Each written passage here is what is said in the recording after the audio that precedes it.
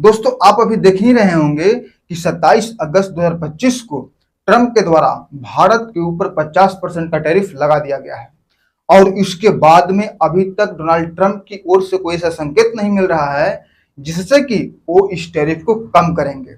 हालांकि अमेरिका में अमेरिकी सरकार डोनाल्ड ट्रंप का विरोध हो रहा है और अमेरिकी कोर्ट ने इस टैरिफ को गलत ठहराया है, गलत बताया है और ट्रंप को ये बात पता है कि इससे खुद अमेरिका को नुकसान हो रहा है।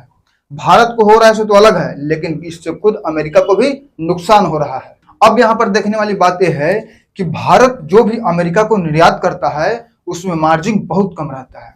कम मार्जिन का मतलब यह होता है कि आपका सामान का जो मैन्युफैक्चरिंग जो कॉस्ट होता है और जो सेलिंग कॉस्ट होता है, तो आपके सामान का मैन्युफैक्चरिंग जो कॉस्ट है और जो सेलिंग कॉस्ट है, इन दोनों के बीच का जो अंतर होता है उसी को मार्जिन कहते हैं।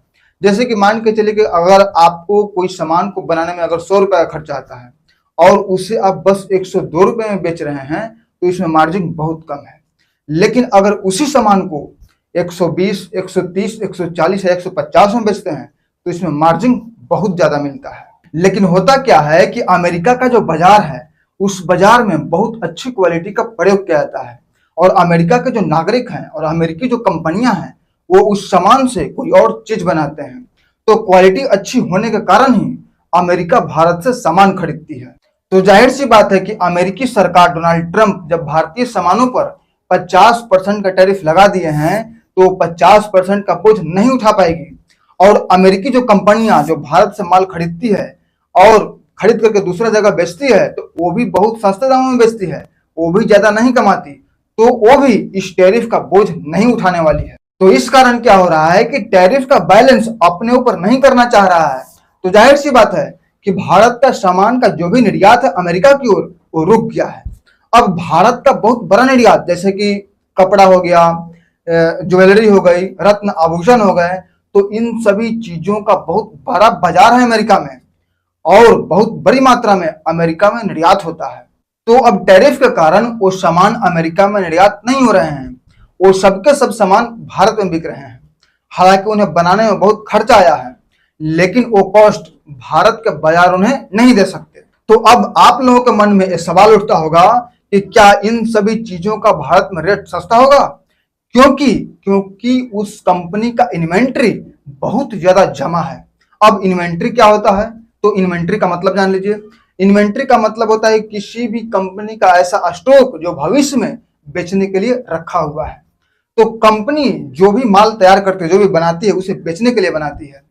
तो जहां पर बेचने के लिए वो माल को बनाया है और वहां पर अगर किसी कारणवश नहीं बेच पा रहा है तो उस सामान को भारतीय बाजारों में रेट को गिरा करके जरूर बेचेगी।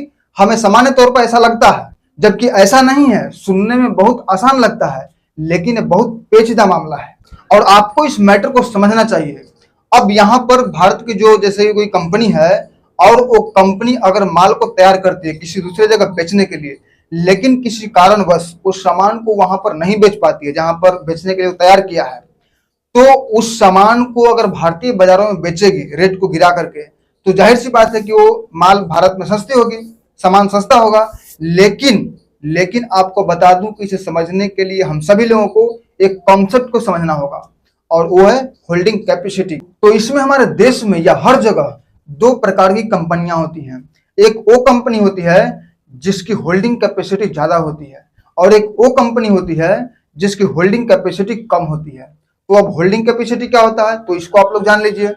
अगर कोई कंपनी अगर कोई सामान बहुत ज्यादा मात्रा में उत्पादन कर लेता है और किसी कारणवश उस सामान का निर्यात नहीं कर पाता है तो वो कंपनी क्या करता है, थोड़ा सा वेट करता है और अपने सामान को होल्ड करके रखता है, तो उस कंपनी का होल्डिंग कैपेसिटी ज्यादा होती है। और वहीं दूसरी तरफ अगर दूसरी तरफ कोई ऐसा कंपनी है जो लोन लेकर के या कर्ज लेकर के वो कंपनी को चला रही है और अगर वो सामान बहुत ज्यादा मात्रा में उत्पादन कर लेता है और किसी कारणवश उस सामान को निर्यात नहीं कर पाता है, मतलब कि जिस जगह पर वो निर्यात करने के लिए सामान का उत्पादन किया और एकाएक किसी कारणवश उस जगह पर इस सामान को निर्यात नहीं कर पाता है, तो वो कंपनी क्या करेगा, होल्ड करके नहीं रख सकता, क्योंकि लोन लेकर के वो कंपनी को चला रहा है, कर्ज लेकर के चला रहा है, तो वो कंपनी होल्ड करके सामान को नहीं रख सकता। तो उस कंपनी का होल्डिंग कैपेसिटी कम होता है।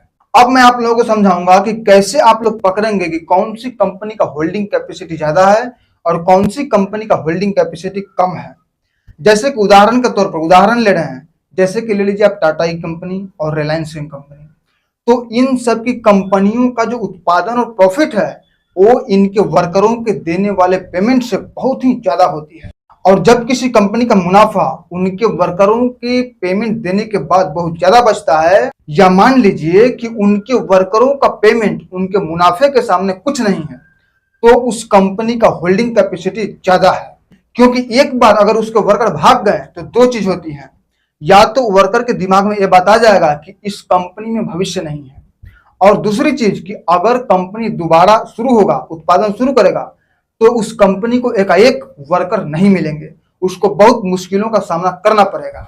इसीलिए कंपनियां अपने वर्करों को नहीं भगाती, और तभी संभव है जब उस कंपनी के वर्करों का पेमेंट उस कंपनी के मुनाफे के सामने एकदम नगण्य है। अब दूसरी तरफ कम होल्डिंग वाली कंपनी की खासियत क्या होती है कि उस कंपनी का जो भी मुनाफा होता है, तो उस कंपनी के मुनाफे का बहुत बड़ा हिस्सा उसके वर्करों के पेमेंट में चला जाता है। और जब वो कंपनी अगर अपने माल को होल्ड करके रखेगा तो उत्पादन को बंद कर देगा, क्योंकि इन्वेंट्री माल अगर बिकेगा नहीं तो उत्पादन कैसे करेगा। और जब उत्पादन नहीं करेगा तो उसके वर्कर को बैठा करके पेमेंट देने में बहुत ज्यादा मुश्किल होता है, क्योंकि उसके मुनाफे का बहुत बड़ा हिस्सा उसके वर्करों के पेमेंट में चला जाता है, तो उसका मुनाफा बच नहीं पाएगा। तो इसको कहते हैं कम होल्डिंग वाली कंपनी। तो हमारे देश में जो भी लो होल्डिंग कैपेसिटी वाली कंपनी है, उस कंपनी का सामान निश्चित तौर पर सस्ता होगा। अब आपको बता रहा हूं कि भारत सरकार जो अमेरिका के द्वारा टैरिफ लगाया गया है, तो इससे निपटने के लिए बहुत सारी तैयारियां कर रही है, क्योंकि आपको पता है कि भारत सरकार झुका नहीं है। भारत सरकार इससे निपटने के लिए अलग वैकल्पिक रास्ता ढूंढ रहा है, और वो अन्य देशों की ओर मुड़ रहा है, और खास करके अरब हो गया, ईरान हो गया और गल्फ कंट्री हो गया, इन सभी में भी भारत की सामान को खरीदने की कैपेसिटी है। लेकिन इस सब प्रक्रियाओं में लगभग 3 महीना, 4 महीना, 6 महीना या साल भर भी लग सकता है। तो साल भर तक कौन सी कंपनी टिकेगी? अभी आप लोगों को बताया कि जिसके पास होल्डिंग कैपेसिटी ज्यादा होगी, जिस कंपनी के पास होल्डिंग कैपेसिटी ज्यादा होगी वो कंपनी टिक जाएगी, और जिस कंपनी के पास होल्डिंग कैपेसिटी नहीं होगी, मतलब कम होगी, वो कंपनी नहीं टिकेगी। तो इस वीडियो का फाइनल सार यही है कि वो कंपनी के माल निश्चित तौर पर सस्ते होंगे जिस कंपनी के पास होल्डिंग कैपेसिटी कम है, और वो कंपनियों के माल निश्चित तौर पर सस्ते नहीं होंगे, बिल्कुल भी सस्ते नहीं होंगे, जिस कंपनियों के पास होल्डिंग कैपेसिटी बहुत ज्यादा है। तो दोस्तों ये वीडियो कैसा लगा, ये एनालिसिस आपको कैसा लगा, कमेंट के माध्यम से जरूर बताइएगा। तो फिर मिलते हैं एक नए वीडियो में, तब तक के लिए जय हिंद, जय भारत।